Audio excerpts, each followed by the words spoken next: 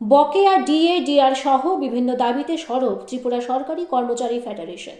Post office Chowmuhani এলাকায় 14 দফা দাবিতে সংগঠিত হয়েছে গণ অবস্থান। উপস্থিত ছিলেন প্রদেশ কংগ্রেস সভাপতি আশিস কুমার সাহা সহ কর্মচারী নেতৃত্ব। কর্মচারী ও অবসরপ্রাপ্তদের স্বার্থে আগামী দিনে বড় আন্দোলনেরও ঘোষণা।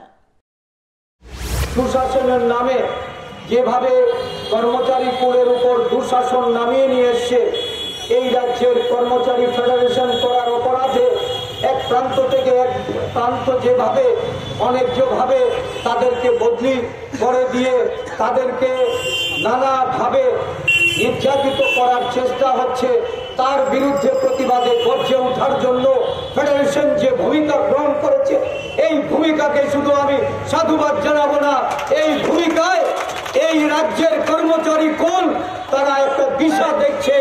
কর্মচারী আন্দোলনের নতুন মাত্রা এটা ধীরে ধীরে সংগঠিত হচ্ছে।